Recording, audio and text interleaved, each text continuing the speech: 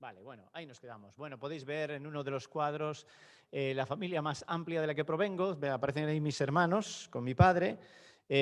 Bueno, como sabéis, mi madre tuvo 8 hijos, yo soy el séptimo y falleció cuando yo era pequeño, tenía a punto de cumplir 5 añitos.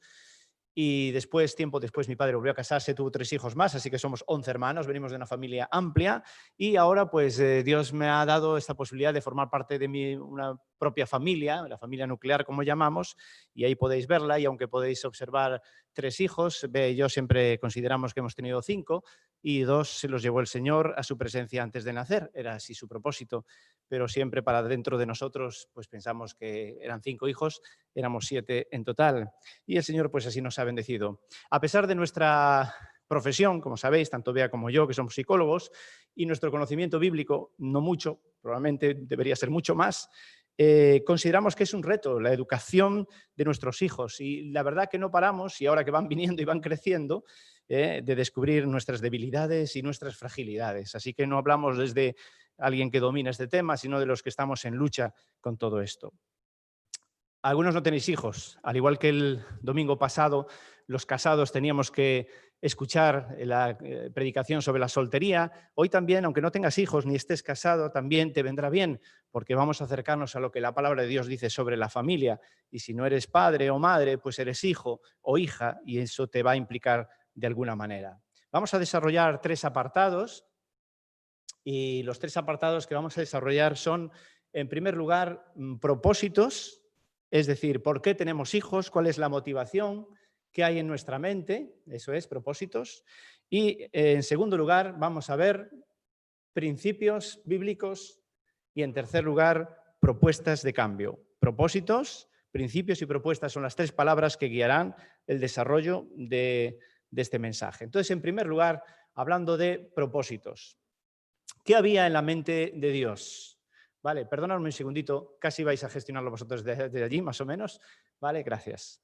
¿Qué había en la mente de Dios? Bueno, pues en la mente de Dios, en su diseño original, pensamos que un matrimonio con deseos de tener hijos encaja dentro del diseño original. Pues la procreación fue algo Sin en lo que embargo, Dios Daniel me pensó. llamó para ir a mis hermanos. En principio, Dios creó al hombre y la mujer de forma que pudiesen también crecer y multiplicarse, como en Génesis se nos expresa. Así que, en un principio, lo natural es que 2 personas que se casan deseen tener hijos. Además, es interesante que el ser humano de alguna forma refleja al Dios plural, Padre, Hijo y Espíritu Santo, cuando se une el hombre y la mujer, como ya se nos explicó en su momento, pero también cuando cumplimos con este propósito de crecer y multiplicarse. Por eso entendemos que parejas sufren mucho al no poder tener hijos. Algunos atraviesan, y conoceréis seguro, tratamientos costosos, material y psicológicamente. El desgaste que supone estar durante meses y años buscando poder tener un hijo, teniendo diferentes tratamientos. Una gran expectativa y a veces sin el resultado esperado. Sufren porque el deseo es poder proyectar la familia y tener hijos. Imaginemos y recordemos a aquellos que tenemos hijos la noticia, el impacto cuando supimos que nuestra mujer estaba embarazada y cuando este niño nació. Qué placer, qué momento más emocionante, qué regalo. Dice el salmista que los hijos son un regalo del Señor y así lo hemos experimentado. Los hijos son dados por Dios para que pasen por nuestra vida aportándonos lo mejor, aportándoles, nosotros lo mejor que podamos, pero los hijos no son nuestros. Cuando nosotros los tomamos en posesión, les dificultamos que tengan un buen desarrollo independiente, les privamos la autonomía y nos llenamos de angustia cuando se van o cuando toman decisiones que no compartimos. No son nuestros. Ahora sí, es conveniente que nos preguntamos, ¿qué nos lleva a la decisión de tener hijos? Estamos hablando de propósitos, de motivación para tener hijos. ¿Cuál es la motivación? Veamos algunos ejemplos a continuación, vamos a la siguiente transparencia, y vemos allí algunos ejemplos que llamaremos propósitos desenfocados, es decir, un mal enfoque o un desenfoque, propósitos o motivaciones que, bueno, vais a permitirme, yo creo que no son las ideales, aunque algunas sean muy naturales, no son las ideales. La primera, vamos a ir viendo ahí, es el egoísmo. Hay mucho egoísmo cuando queremos tener hijos, aunque entendemos que el amor sería la mejor motivación. Vemos egoísmo cuando pensamos en alguien que nos cuide cuando somos mayores. Diréis, no, yo no he pensado eso. Bueno, alguna persona lo ha pensado. O pensar no querer sentirte solo, ¿no? Necesitamos tener hijos porque en el futuro, no sentirnos solos, ¿no? Estamos enfocados en satisfacer nuestras necesidades y ellos crecen a veces con ciertas carencias porque queremos que ellos satisfagan las nuestras. Son nuestros hijos a nuestro servicio en vez de nosotros al servicio de los hijos. Y algunos desde muy pequeños adoptan un rol de cuidador de sus padres que les hace bastante daño, porque no son los hijos los que tienen la función de cuidar de sus padres, sino los padres cuidar de los hijos. Y algún padre o madre alguna vez he escuchado, es que debería estar más pendiente de mí. ¿Tu hijo pendiente de ti? ¿O será que tú tienes que estar más pendiente de él? Debería saber cómo me siento y debería ayudarme, debería. Ponemos una carga sobre ellos en un rol que no les corresponde, el rol de cuidador. Ahí vemos egoísmo. Ahora, también vamos a ver otras motivaciones no tan fuertes, pero pensar que, por ejemplo, querer tenerlos por placer. Es que los niños son tan riquiños, me gustan los niños, es divertido, no te aburres, es el alma de la casa, ¿no? Así dicen a veces cuando vamos a los abuelos con los niños, aquí llega la vida, ¿no? Entonces ahí están para disfrutar nosotros, ¿no? Son como un entretenimiento, a veces una obra de arte que contemplar. La verdad que sí, ahora con nuestro bebé te quedas mirando para él y parece una obra de arte. Pero también puede haber entonces un componente egoísta, como dijimos antes, ¿no? Pensamos en lo gratificante para nosotros, pero no nosotros para ellos.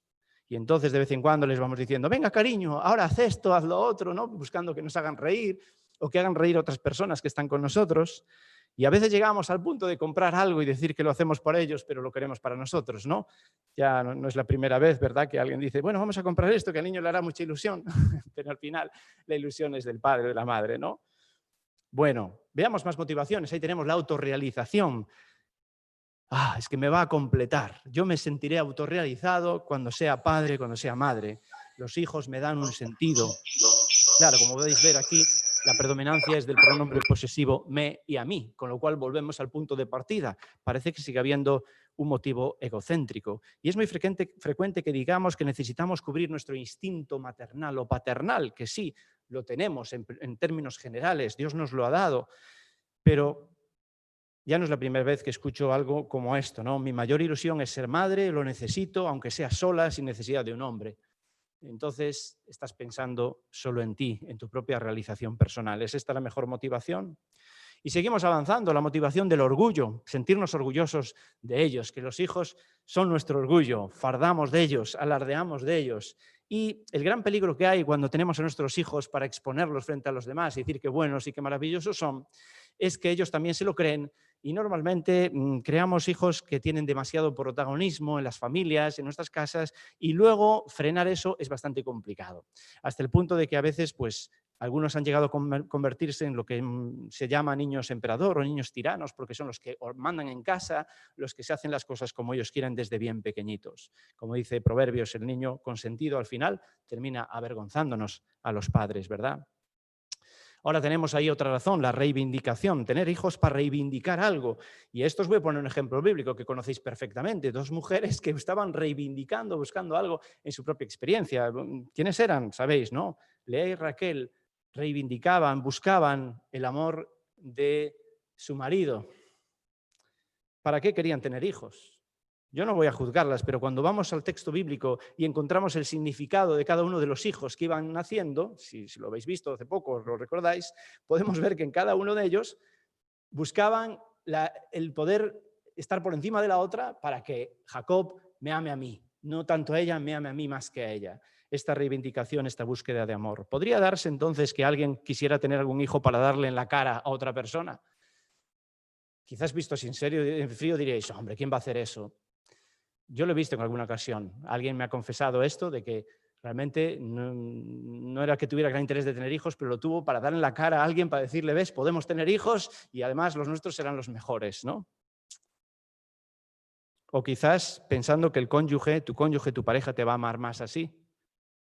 Esto nos lleva al último punto de estas motivaciones desenfocadas, que es el siguiente, que el matrimonio busque tener hijos para solucionar los problemas de pareja o para salvar al matrimonio, es el siguiente punto. Nunca los hijos deben ser pensados ni tenidos para ganar el amor de la pareja o para que el matrimonio se avive o no se rompa. Sabemos que ha habido problemas entre los hijos de Lea, de Raquel y de las criadas. Leemos la historia del Génesis y cuántos problemas hubo entre los hijos de estas mujeres, entre ellos. En sus carnes sufrieron la rivalidad, los celos y la discriminación. Los problemas de la pareja deben resolverse al margen de los hijos. Es muy triste ver los hijos, los niños, en función de chivo expiatorio. Y este es un concepto que explico yo normalmente a la gente que no es creyente, pero para nosotros es un concepto que entendemos muy bien, que viene del Antiguo Testamento, de aquel animal que es sacrificado para que en él lleve la carga de los pecados de todo el pueblo. Pues ahí está, algún hijo, alguna hija que lleva sobre sus carnes el pecado de sus padres. Se están sacrificando por la familia hasta el punto a veces de enfermar para que sus padres no se separen. Qué triste, hijos como chivos expiatorios. Y cuán honestos y sinceros deberíamos ser como creyentes y dejar de fingir que no pasa nada. ¿Cuántas veces he oído la frase, los trapos sucios se lavan en casa? ¿Pensáis que esto es lo que enseña la palabra de Dios? Estáis muy equivocados. ¿Cuántas veces queremos aparentar que como pareja estamos bien cuando realmente hacemos aguas? Y cuando vamos a buscar ayuda ya es bastante tarde. Lo que se necesita, sabéis, hermanos, hermanas, necesitamos es tener la valentía de confesarlo. Hay problemas en nuestra pareja, no estamos bien y buscamos la ayuda necesaria. ¿Dónde? ¿Cuál es el proceso? Bueno, creo que estaremos de acuerdo que primeramente buscamos la ayuda en el Señor. Lógicamente, como pareja, clamamos a Dios pidiendo que nos ayude a resolverlo. Buscamos consejo en su palabra. ¿Dónde vamos a buscar? El patrón, en las ideas que hay a nuestro alrededor, en la sociedad. Entonces romperemos muy rápido la relación. Buscamos al Señor, buscamos su palabra, buscamos hermanos maduros y responsables en la congregación. Habrá pocos, pero algunos hay. Personas que podáis ver en vuestro entorno que digáis, vamos a aconsejarnos con ellos, pero vamos antes de que ya esté todo para tirar por la borda. Y a veces, pues sí, hay que echar mano de profesionales que nos pueden orientar con técnicas, con terapias que ya han desarrollado para ayudar a los problemas complejos de las relaciones de pareja. Así que es muy posible que las motivaciones incorrectas que tengamos, desenfocadas para tener hijos, tengan consecuencias negativas. Hijos que no se sienten queridos o que no se les permite crecer, que se ven obligados a madurar antes de tiempo. Hijos que tenemos como si fuesen nuestros, utilizados para la satisfacción de nuestras necesidades, carencias o miedos. Hijos muy consentidos que al final nos avergüenzan. Estamos a tiempo de pedir perdón al Señor si esa fue nuestra situación. Si ahora mirando hacia atrás, tú, padre, madre, que has tenido hijos, detectas alguna de estos enfoques desenfocados, motivaciones desenfocadas, quizás es tiempo de pedir perdón al Señor y quizás a los propios hijos. A lo mejor has de sentarte con ellos y decirle, hijo, hija, reconozco mi comportamiento egoísta contigo, mostrando una disposición para cambiar nuestra actitud y conducta con ellos si es necesario. Ahora, por contraste, hay dos, vamos a continuar, motivaciones, propósitos bien enfocados. Y ahí vamos a poner el foco en algo positivo, y son dos. Vamos a ver, ahí tenemos el primero. Lo mencionamos al principio y creo que me lo diríais, ¿no? Si os diría yo, ¿cuál es el mejor propósito o mejor motivación? Pues claro, por amor. Yo me temo que viendo lo que antes comentaba y mirándome hacia adentro, que tenemos mucho egoísmo a la hora de tener hijos. Y pocas veces entendemos que son por y para amor. Son porque nacen de una relación de amor. Nosotros le llamamos al acto sexual hacer el amor. Ojalá fuese siempre así, que realmente es un acto de amor. Y de ahí, pues no siempre concluye, obviamente, en que la mujer se quede embarazada, pero en algún momento, pues Dios lo permite y ella se queda embarazada. Así que nace de un acto de amor. Y nacen para amor, para ser amados, primeramente por aquel que ya les ama antes de nacer, el Creador, pero también para ser amados por aquellos que los recibimos en casa, por amor y para amor. A lo mejor muchos decís, esta ha sido mi motivación. Puede que este propósito estuviera presente en ti, el amor a tu cónyuge, el amor a tu hijo o tu hija antes de que naciesen y el amor a Dios, que es el que inspira y perfecciona el amor humano. Pero en segundo lugar hay otro propósito que es el clásico. Esto todos lo decimos. Todo lo que hagamos en nuestra vida es para la gloria de Dios. Ahora, ¿lo habéis aplicado a algo como el hecho de tener hijos? Es que entre todos los propósitos mencionados, algunos podríamos decir que son lícitos, pero peligrosos. El propósito general y más puro está en conexión con el propósito general por el cual hemos sido creados, que es este, para la gloria de Dios. Entonces, ¿tú has pensado esto antes de tener tus hijos? Tú si estás pensando en tenerlos, ¿has pensado que tus hijos han de ser para la gloria de Dios?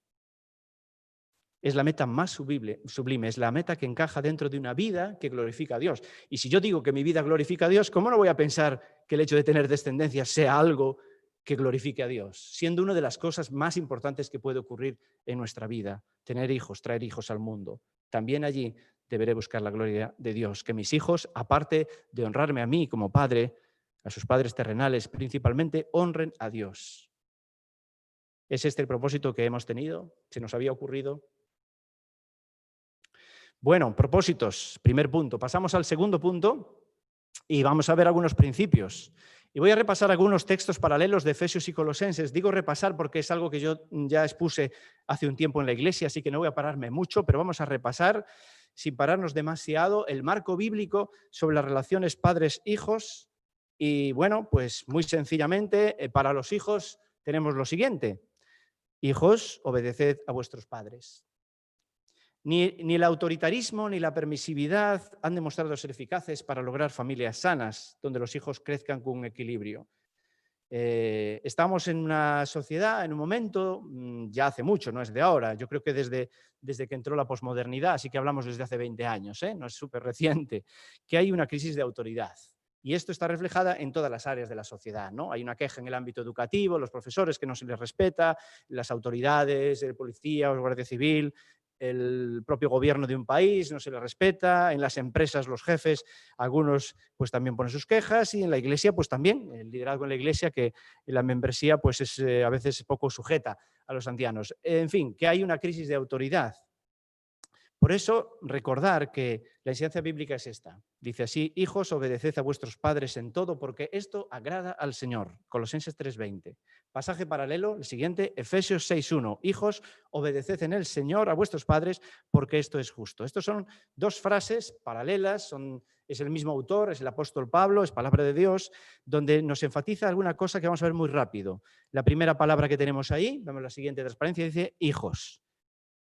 Y fijaros que el hecho de que esta orden sea dirigida a los hijos implica que son ellos de los que se espera que en su momento asuman e interioricen el hecho de obedecer a sus padres. Veis que el orden no dice, padres, haced que vuestros hijos os obedezcan. No es esta la orden. Para los padres hay otra cosa. Esta es dirigida a los hijos. Se espera, y esto lleva tiempo, porque no sale de la naturaleza natural el hacerlo así, que sea de propia iniciativa, que los hijos terminan asumiendo para agradar a Dios, como dice aquí, obedecer a sus padres. Obedecer es la siguiente palabra. Obedecer significa, está claro para todos, hacer, cumplir y seguir las instrucciones. Pero quizás damos un paso más y dice obedecer en todo. Es la siguiente palabra. Vamos a la siguiente transparencia. Obedecer en todo. Claro, todo es un absoluto. Es decir, hijos, nos guste o no nos guste, tengamos o no la misma opinión que nuestros padres, somos llamados a obedecer en todo. Solo hay una salvedad que encontramos en el texto de Efesios, vemos la siguiente transparencia, que dice, en el Señor. Quiere decir que primero es el Señor, que la obediencia se lleva a cabo teniendo en cuenta que Dios está por encima de todo. Y por lo tanto, como sabemos, en los momentos en los cuales la obediencia a nuestros padres es incompatible con nuestra obediencia a Dios, o nuestra obediencia a Dios se hace incompatible con lo que nuestros padres nos dicen, sería la salvedad ante ese todo que nos dice en este pasaje. Es en todo, pero dice Efesios que ha de ser obedecer en el Señor. Y la consecuencia, o sea, la motivación para esto, seguimos, es, siguiente transparencia, porque agrada al Señor. Y este es el fin último del creyente. El de verdad que sigue a Jesús quiere agradarle a Él. Bueno, pues agradar a Dios no es meramente ir a la iglesia, me leo la Biblia, oro e obedezco a mis padres, forma parte de agradar al Señor. Como bien sabéis, el versículo 2 de Efesios 6 justo recoge el mandamiento que dice honra a tu padre y a tu madre. Así que agrada al Señor, y la segunda razón que nos dice el siguiente pasaje es que es justo, lo apropiado. Quiere decir aquí no es en términos de justicia en sí, sino en términos de lo que es apropiado, es lo justo, es lo que toca, es lo natural, es lo que debe ser, es lo sano. Así que esto para los hijos y también tenemos para los padres. Vamos a la siguiente transparencia donde dice, padres, no provoquéis a ira a vuestros hijos. Así como los hijos se rebelan ante la autoridad de los padres, es verdad, hay una tendencia natural a que cada uno quiera hacer lo que quiere, se rebela. Nosotros, hermanos, hermanas, tendemos a perder el control. Los creyentes también, yo por lo menos. Y eso hace que muchas veces nuestras pérdidas de control, nuestra falta de respeto sea una reacción que produce una provocación en ellos. Vivimos tiempos de estrés, y no digo por el coronavirus, que también lo ha generado, sino ya antes. Vivíamos en un ritmo de vida, igual ahora, igual cambia un poquito las cosas, a lo mejor bajamos un poco el ritmo, pero vivimos en un ritmo muy fuerte de vida, llegamos estresados, los niños son una carga a veces, no tenemos paciencia con ellos, pero la desobediencia de un hijo, su conducta un tanto insoportable en algunos momentos, no debería desatar ni justificar una reacción carnal en un padre o en una madre. No debería justificarla. Ocurre, pero malo que digamos, es que yo le grité porque no me hace caso.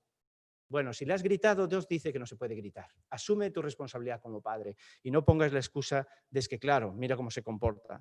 Me río de él para que se dé cuenta de lo mimoso que es o lo caprichoso que está. Muy bien, así vamos a corregirles. Lo que hacemos es provocarles. Por eso la exhortación es esta. Padres, no exasperéis a vuestros hijos para que no se desalienten. Y el texto paralelo, vosotros padres, no provoquéis a ira a vuestros hijos, sino criadlos en disciplina y amonestación del Señor. Veamos también este pasaje. La primera palabra es padres, ¿vale? Si antes se dirige a los hijos, ahora se dirige a los padres. Y como comenté en su día, hay una cosa ahí muy interesante.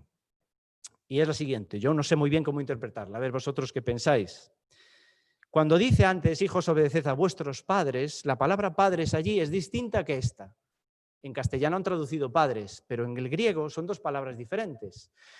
Cuando se dice hijos, obedeced a vuestros padres, podríamos traducirlo como progenitores. Incluiría padre y madre. Pero aquí padres está incluyendo el masculino. No sé, quedamos un poco mal, ¿no? Los hombres. Padres, varones. Y aunque yo creo obviamente que se puede aplicar a las mujeres, siendo literales, aquí se está refiriendo a padres en el sexo masculino, género masculino. Ya digo, probablemente yo pienso dos cosas. Una, que a veces los padres hemos descuidado la parte de educación en casa, ¿no? Nosotros el rol típico de padre que trabaja fuera de casa, los hijos son educados por la madre es que les cuida, la madre es la que tiene devocionales con ellos, la madre es la que les llama la atención, la que pone los castigos, como muchas veces cuando llega la intervención del padre.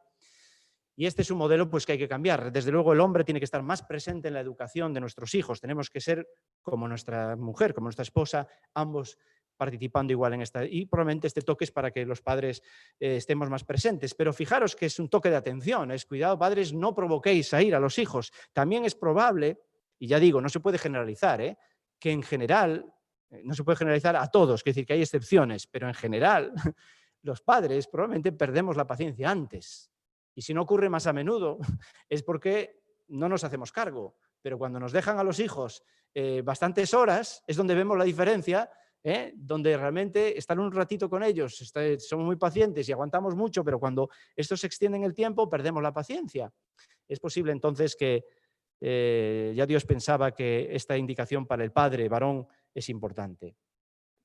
No exasperéis. Exasperar significa agitar, provocar a ira, como dice el texto de Efesios.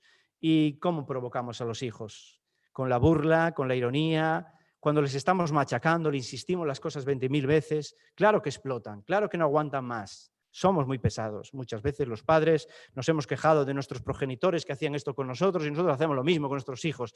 Le decimos una cosa, se la repetimos y echan humo. Claro, estamos provocando a nuestros hijos que reaccionen en ira. Es que no nos hacen caso, pues habrá que buscar otro método, pero no la insistencia machacona. Los gritos son muy típicos cuando ya estamos hasta aquí y ya estamos a punto de perder el control. El resultado, fijaros que dice el texto, que lo que conseguimos es que se desalienten.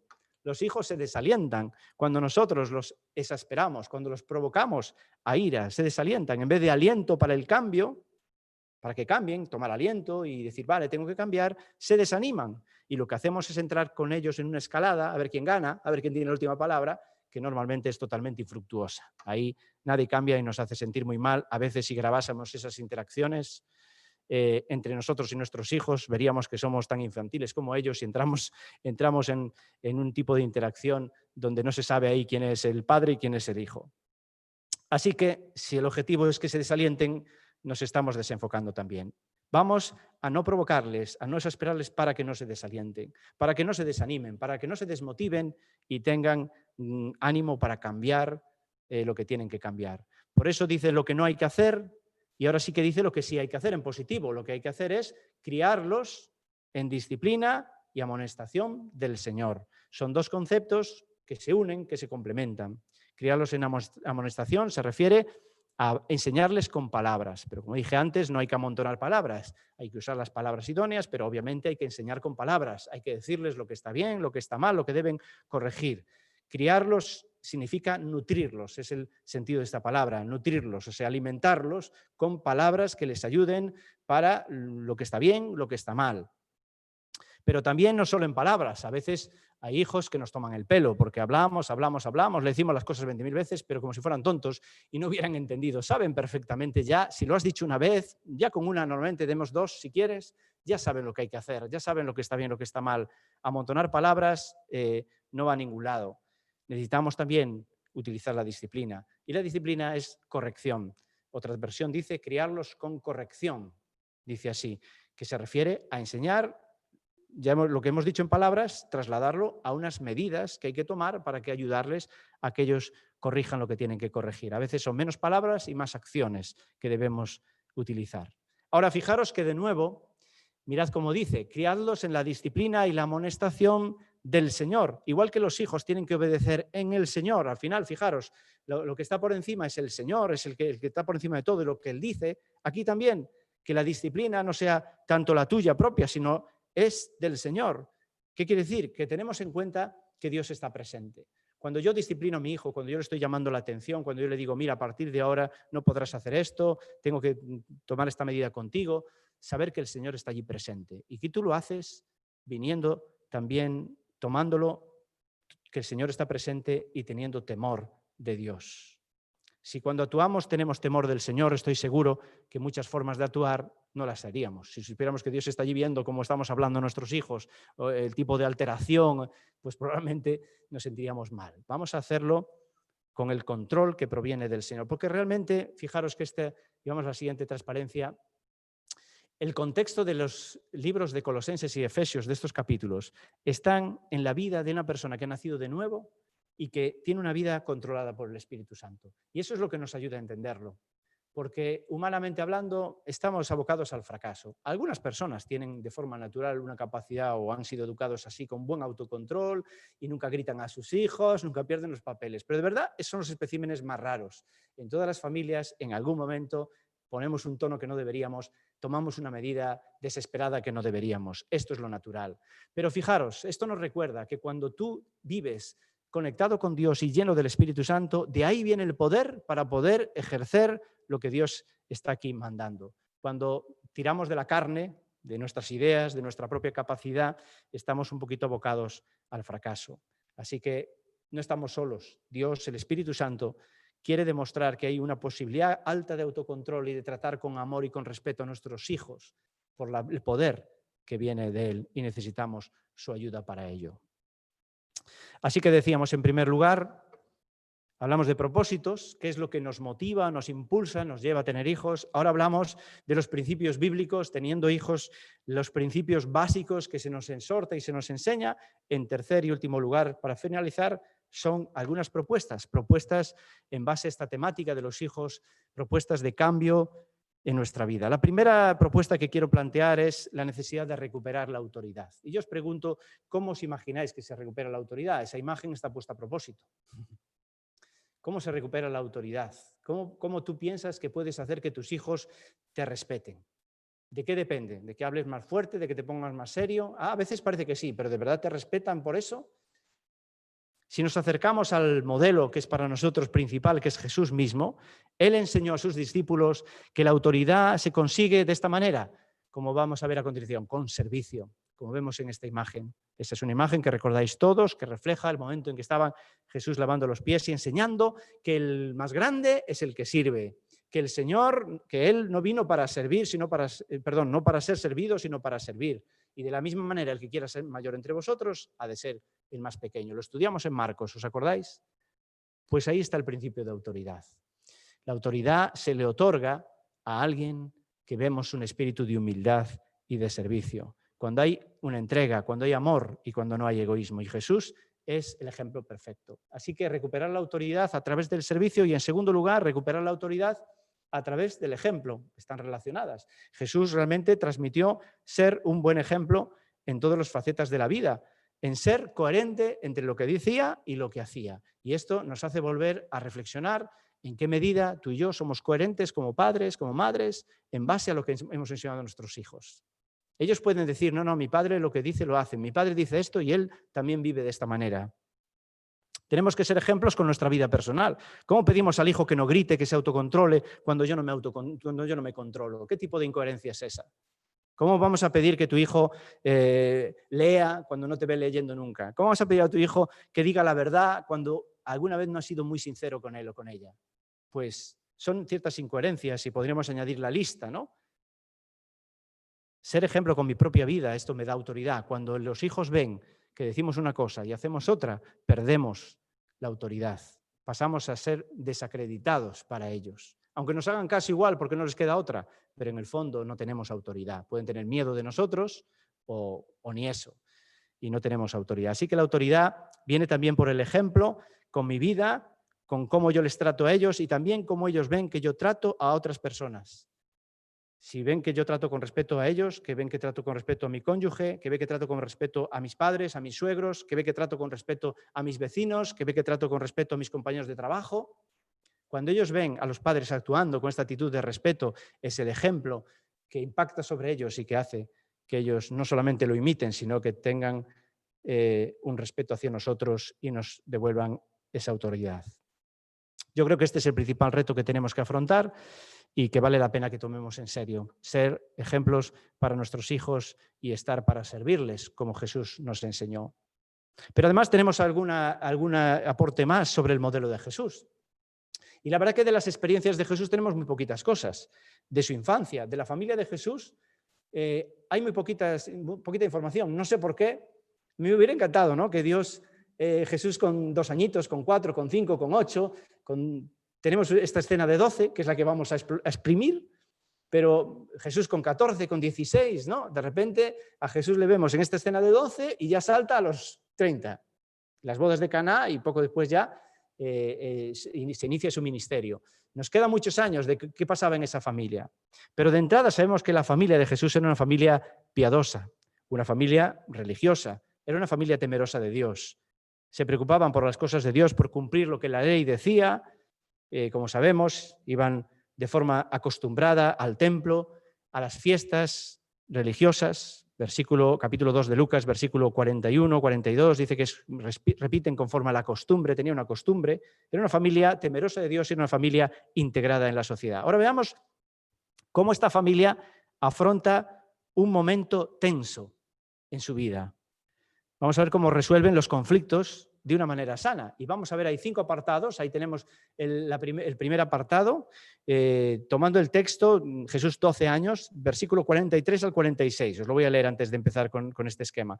Al regresar ellos, después de haber pasado todos los días de la fiesta, el niño Jesús se quedó en Jerusalén sin que lo supieran sus padres, y suponiendo que iba en la caravana, anduvieron camino de un día y comenzaron a buscarle entre los familiares y conocidos.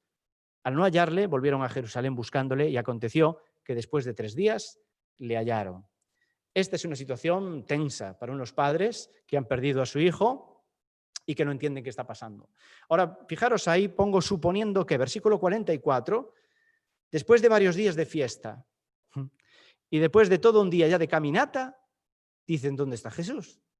Ha pasado mucho tiempo y yo creo que la palabra clave allí que hay en esta familia y que nos conviene también desarrollar en nuestras familias es la confianza. Qué triste cuando ya no podemos confiar en los hijos o los hijos ya no confían en sus padres. No, mi padre dice esto, pero al final no va a ser así. O que nosotros decíamos, no, mi hijo siempre atado con la cuerda corta porque la va a montar, porque no podemos confiar en él. En esta familia se ha generado un ambiente sano en este sentido. Los padres pueden confiar en Jesús. Claro que tampoco de cualquier manera. Tiene 12 años y ellos deducen que Jesús está con otros familiares y con otros conocidos, ¿vale? Esto tampoco es, Jesús ya se apañará él, tiene 12 años. No estamos nosotros pendientes de él, pero sabemos que hay familiares, conocidos, o sea que hay una actitud de confianza en general en esta familia, ¿no? Y la confianza es importante para dar espacio a los hijos, es clave para que tengan un desarrollo adecuado y para que aprendan a ser independientes. Demasiado protegidos, ya sabéis, no les ayuda, demasiado abandonados tampoco. Ahí tenemos la primera palabra, una familia con confianza. Pero cuando llega el problema, la segunda cosa que encontramos es que sus padres, su madre, le dice, ¿por qué nos hiciste esto? ¿Por qué nos has tratado de esta manera? Y yo creo, aquí la palabra que quiero utilizar es confrontación, otra cosa necesaria. A veces hay que sentarse con nuestro hijo, nuestra hija, nuestros hijos para confrontarles. Pero fijaros que en esta confrontación hay una cosa que diría yo positiva y hay otra no tanto. La primera positiva es que María, que toma la voz cantante en este caso, no ataca directamente al ser de Jesús. Es decir, no le dice, eres un irresponsable, eres un descuidado, eres un no sé qué. El eres, sabéis, entra dentro del ser y estás atacando a la persona. El hacer ataca la conducta. Y aquí dice, ¿por qué nos hiciste? Entonces está hablando de unos hechos que han ocurrido, no atacan a la persona. Esta diferenciación entre el ser y el hacer es muy importante. El daño que hace cuando realmente a nuestros hijos les llamamos algo, ¿no? Eres, aunque en el fondo pues pensamos, pues encaja mucho en este perfil, pero el ser limita a la persona. Eres un vago, eres un responsable, eres un maleducado. El ser ataca a la identidad, mientras que lo que podemos es atender a la conducta, que es lo que queremos corregir. Te has comportado, ¿no?, de esta manera irresponsable, pero no eres un irresponsable. Este matiz es bastante sano tenerlo en cuenta en las relaciones. Lo que digo que discrepo un poco de esta intervención, antes de pasar a este siguiente, es ¿por qué nos hiciste? El nos hiciste implica que a Jesús le están haciendo responsable, José y María, de sus emociones. Y esto es algo que creo que tampoco debemos hacer, que no debemos hacer en este caso. Cada uno es responsable de lo que siente y tiene que gestionar esa emoción.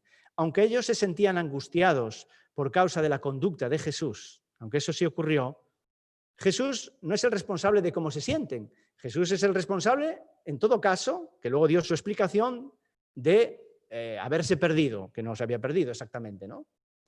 Cada uno es responsable del hecho, de lo que hace, pero no de lo que hace sentir al otro.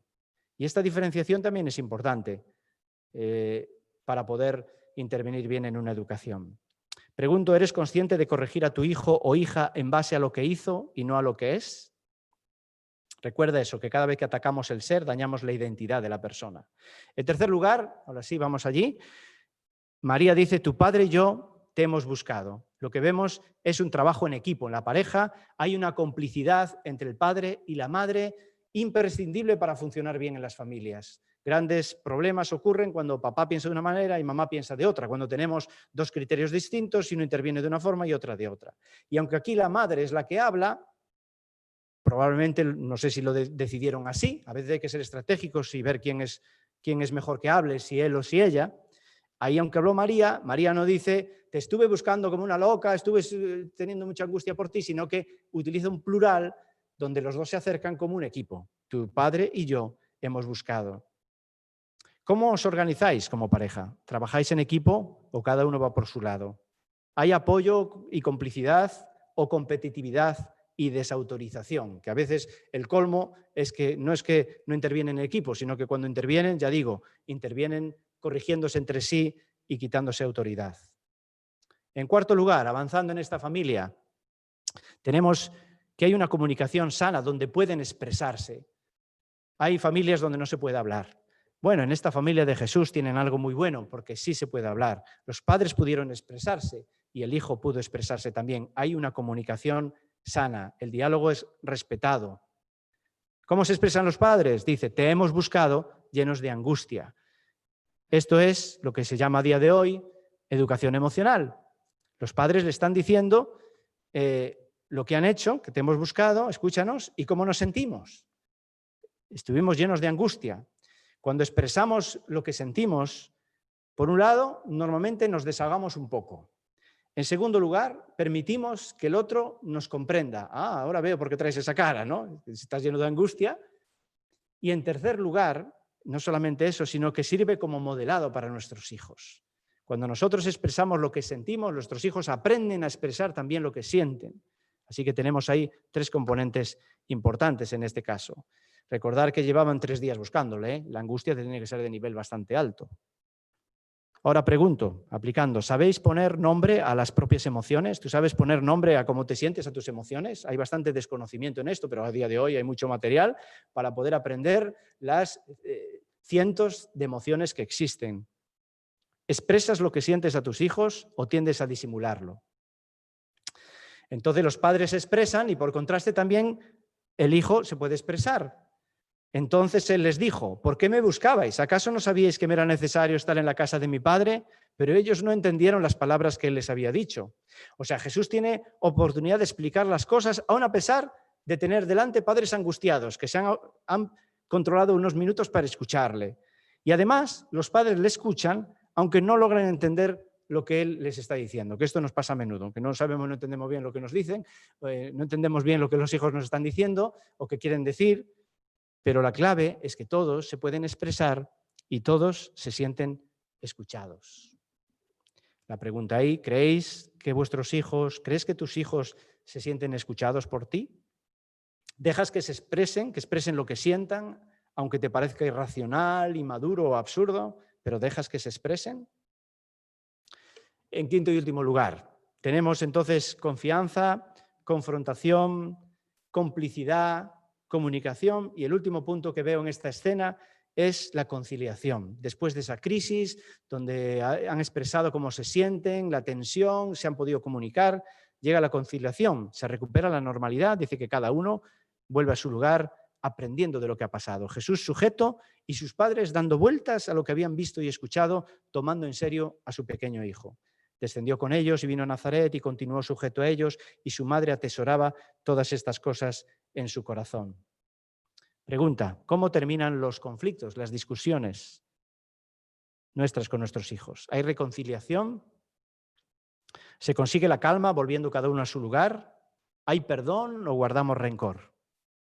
Recuerda que lo que se deja sin curar genera distanciamiento y heridas que se mantienen en el tiempo. Hay personas que en su edad adulta todavía se sienten heridos por algo que su padre o su madre dijo o hizo en algún momento, porque no hubo posibilidad de reconocimiento, no hubo posibilidad de perdón, de culpa y de reconciliación. Así hemos visto entonces 5 claves que aprendemos de esta pequeña escena que encontramos en la Biblia de Jesús con 12 años. Pero también acaba ese pasaje diciéndonos que Jesús, con todo esto, y aun en medio de esa crisis y de esa situación, Jesús crecía de una manera sana e integral. Y es con lo que quiero terminar. Hay una gran responsabilidad como padres velar por el desarrollo completo, integral de nuestros hijos. Se comienza por fomentar una buena relación de pareja, que ya vimos que sirve como ejemplo para ellos, que les transmite seguridad, cariño, equilibrio, cuando ven a sus padres llevándose bien y tratándose con respeto. Pero luego hay que guardar de favorecer cada una de las áreas de desarrollo. Y aquí, pues básicamente solemos encontrar en este texto de Lucas 2:52, en especial, 4 áreas de desarrollo. Y nos va a servir para ver si estamos ayudándoles a crecer en cada una de ellas y cómo hacerlo. Brevemente, en 5 minutos terminamos. Primera área, dice que Jesús crecía en sabiduría. Esa es la primera. Bueno, aquí dentro de la sabiduría hay una preocupación por el desarrollo intelectual, mental de nuestros hijos, por el desarrollo emocional de nuestros hijos y, en última instancia, por esa capacidad de todo lo que saben poder aplicarlo a su vida. El concepto de sabiduría en la Biblia no es algo teórico, místico, es un concepto totalmente práctico, es cómo aprender a vivir. Desde todas las capacidades que tú tienes, las cualidades que tú tienes, cómo aplicarlos a tu vida.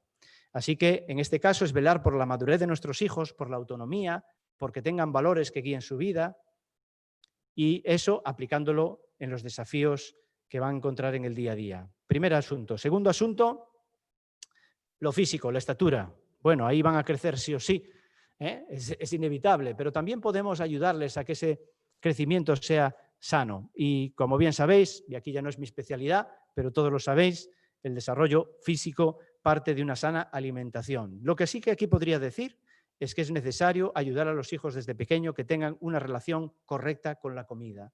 En muchos casos sabéis que la comida, que se hace imprescindible, se convierte en un problema para las personas porque la comida es la moneda de cambio a una inquietud emocional. Es comer emocionalmente. Y esto se da muy extendido y a nuestros hijos hemos de enseñarle que la relación con la comida ha de ser sana y que las emociones deben ser canalizadas de una manera alternativa. Así que si vemos que comen con mucha ansiedad, necesitaremos no decirles no comas así y no meternos con la comida, que no es el problema en sí, sino con la emoción que es la ansiedad para que puedan liberarla de una manera alternativa. Vamos a ayudarles a crecer de una manera sana, una sana alimentación, una sana relación con la comida, ni por defecto ni por exceso, una vida disciplinada en cuanto al ejercicio físico, quizás tengamos que acompañarles a hacer algún deporte y otros cuidados que se pueden dar. En tercer lugar, Jesús crecía en sabiduría, en estatura, en gracia para con los hombres. Y la gracia para con los hombres pues, nos sugiere la parte social de las relaciones con los demás, seres humanos. No queremos hijos cocones ahí. Vamos a velar por la adecuada relación de nuestros hijos con los demás, teniendo una vida social rica, siendo ejemplos de ellos en este caso. Yo creo que tenemos un problema algunos, ¿no? Yo lo tengo por lo menos.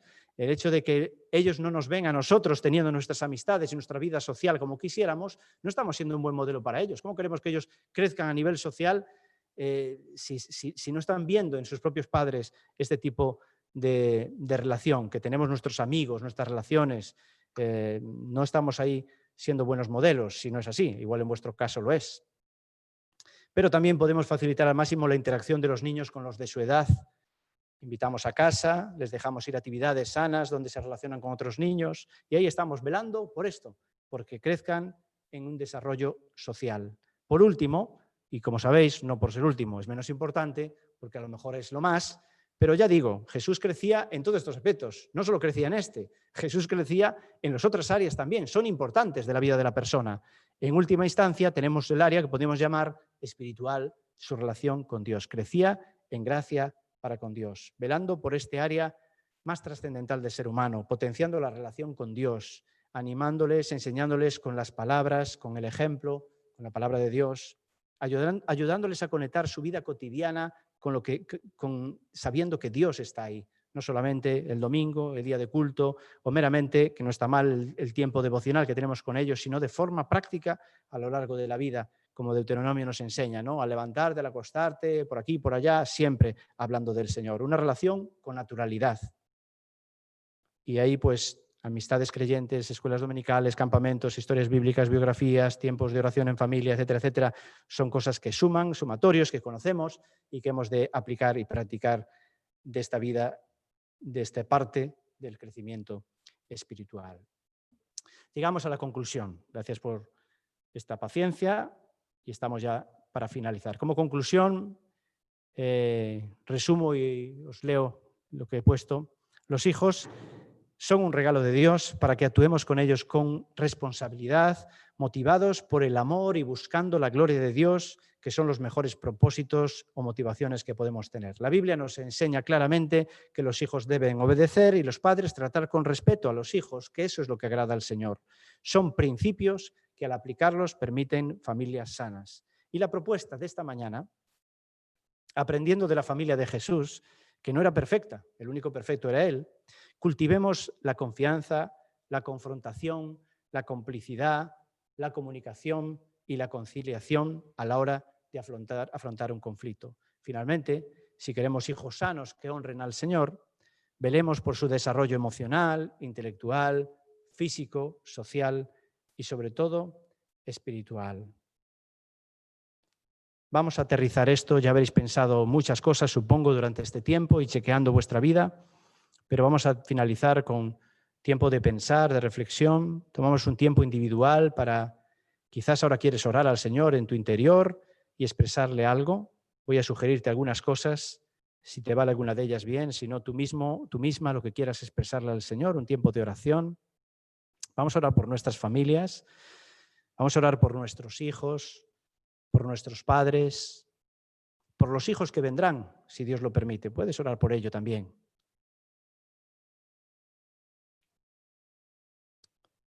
Pensemos si tenemos algún asunto pendiente. ¿Hay algo por lo que pedir perdón a nuestros padres o a nuestros hijos? Pidamos a Dios que no pase de hoy o mañana sin que lo hagamos. Pedir perdón a tus hijos de alguna falta de respeto, de algún momento en que nos hemos sobrepasado con ellos, que hemos perdido el control y todavía no les has pedido disculpas. Quizás es una manera de aplicar hoy el mensaje de la palabra ser oidores y aplicadores de la palabra. Quizás como hijo, hija, hacia tus padres, sabes que hay algún asunto pendiente, hay algún daño, alguna herida que has hecho y que has de pedir perdón. Piensa sobre esto, pídele a Dios ayuda para hacerlo. De igual manera, si te sientes herido por tu padre o por tu madre, o por alguno de tus hijos o hijas, ya no es el daño que hayas hecho tú, es el daño que sientes que te han hecho a ti, también puede ser un buen momento para perdonar y para reconciliarte. Ahí sí tú puedes tomar la iniciativa también de acercarte, no para pedir perdón, sino para decir te perdono, todavía me duele esto que ha ocurrido, que me has dicho, que ha pasado, pero voy a perdonarte con la ayuda de Dios y reconciliarte con tu hijo o con tu hija. Esta es la manera de que nuestras familias honren al Señor y le den gloria. Es la manera de que las familias y nuestras vidas de verdad agraden al Señor. Creo que la aplicación de la palabra es algo muy práctico en este día y ojalá si has detectado algún asunto que resolver, tomes las fuerzas y la iniciativa para hacerlo y obedecer la palabra de Dios. Voy a orar para que Dios nos ayude a hacerlo y con esto finalizamos el mensaje. Señor, para todo esto te necesitamos un montón. Para cumplir tu palabra de ser hijos que obedecen a los padres, te necesitamos porque hay una rebeldía en nuestro interior para no hacerlo. Para ser padres que no provocan a los hijos y que les tratan con un respeto siempre, sea cual sea nuestro estado anímico, sea cual sea el comportamiento de nuestro hijo, también te necesitamos porque no podemos con esto. Y así pedimos, Señor, que tú nos llenes de tu poder y del Espíritu Santo para que nos dé la fortaleza necesaria para aplicar tu palabra. Pero también, Señor, si en el curso de esta mañana y ahora al reflexionar hemos detectado algo que nos duele, alguna herida en nosotros, algo que perdonar o que nos perdonen, Señor, te pido de verdad que nos pongas inquietud en nosotros para no dejar pasar días sin resolverlo, porque sabemos que fácilmente nos volvemos a endurecer y a anestesiar pensando que las cosas están bien y no van a estar bien. No te vamos a honrar, no te vamos a agradar si no resolvemos las relaciones entre unos y otros. Te pedimos, Señor, que obres en nuestras familias, que sean familias sanas, que te honren a ti y puedan ser familias en esta iglesia, en esta congregación, que demos un buen testimonio delante de toda la gente que está a nuestro alrededor. Te lo pido en el nombre de Jesús. Amén.